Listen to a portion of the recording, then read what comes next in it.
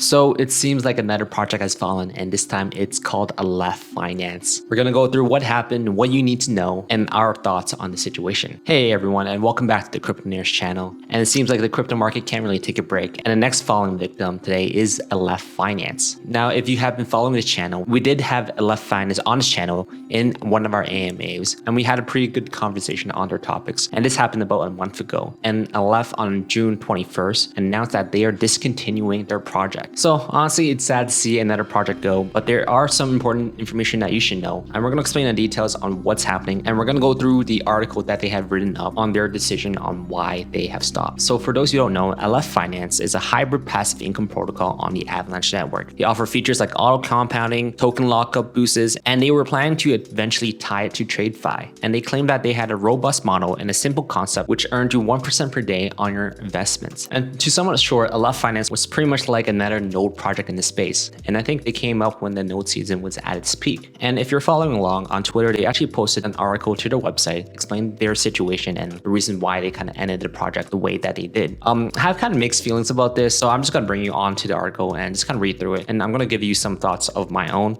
And guys, everyone, please leave it in the comments what you guys are thinking and how you guys are going about this. So to my beloved Aleph fan, it really pains me to write this, but it's been a difficult few days with the team to try and make a decision on the future of Aleph Finance. And that future has now been decided. Aleph Finance will be dissolving. So in the crypto market, like honestly, only 10% of projects actually survive in the long term. Aleph Finance came out, I think maybe like 2-3 months ago, and the initial idea came out a little bit longer than that beforehand. We are outlining a plan to give back to our most loyal supporters, the ones who have been here since day one and have all those who committed faith in us by entering Aleph node and trusting the team. The reason we have chosen to do this and why we have chosen to do it now is because we care about our investors, and it's the first thing on our minds always. We unfortunately were plagued by two major events shortly after our launch, one being the terrible market crash that is now still bleeding a lot, at the same time the node niche being destroyed by poor management by StrongBlock, and to this the influencers killing all public sentiment towards any kind of locked or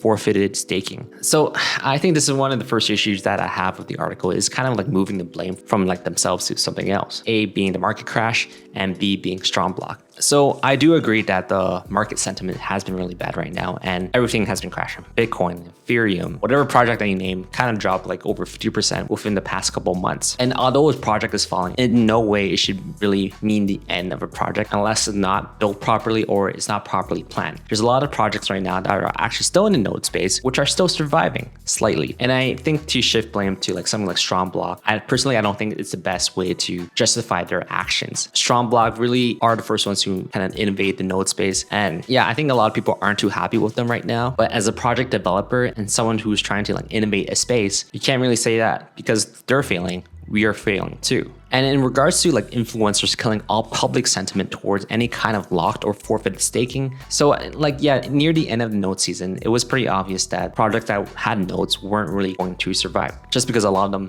how they ran was based on Ponzi-nomics. And for those who don't really know, it means that new investors are paying out old investors, and hence the term Ponzi-nomics. And I think it's really important for projects to kind of innovate to get out of that space when that kind of happens. And really, my personal opinion is that Aleph didn't really innovate fast enough and quick enough to move away from that space and really make a solid project. But alas, the outside trust in crypto was absolutely destroyed by the UST Luna event that saw Anchor, one of the safest and most sought after stable plays, come to an abrupt, disheartening end. And again, I don't think we should be blaming outside circumstances on failure of this project. I think that a lot of crypto projects are down, but what would make them survive is their solid background in their tokenomics, their structure, and their community. And really, I just think that like Aleph didn't really innovate hard enough and fast enough to mitigate from this situation. It became extremely difficult to gain the trust of any protocol or outside company that would have helped us develop this side of the project. It became clear very fast that we were not going to be able to target this for the near future. And with our liquidity being drained faster than we can replenish, we started reaching a tension point where a decision had to be made. We were left with basically two options for the project future: disabilize the price stabilizer or dissolve the project while we still had workable liquidity, treasury, that allows us to get investors some of their money back. We obviously have decided on B as we believe this was the most amicable way to resolve things here. In my personal opinion, I really believe that the success of a project is based on innovation and how you can really innovate with the market. The no niche is pretty much dead, and because they haven't really got out of the space, they weren't able to survive. And I do understand that projects do fail and some do succeed. And I do agree with the fact that they have chosen the B option, which is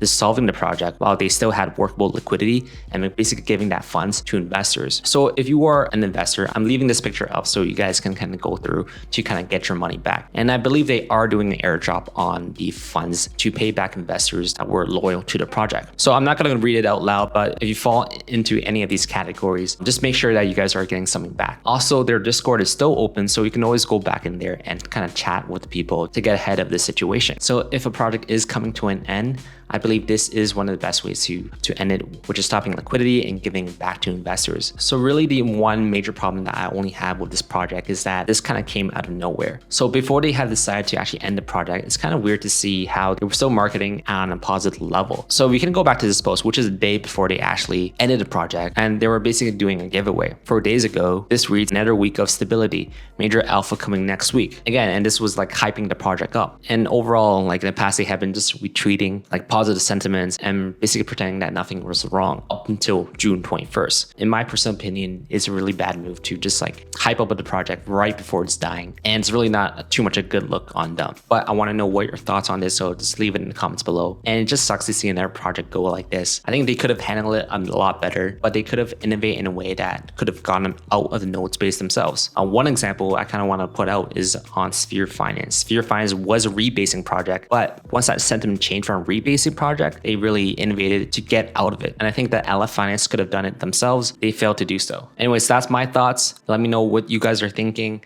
And hopefully we're not going to see another project go like this. And as always, this is only a learning experience, and let's just get through this together. Thanks everyone for watching, and see you guys next time.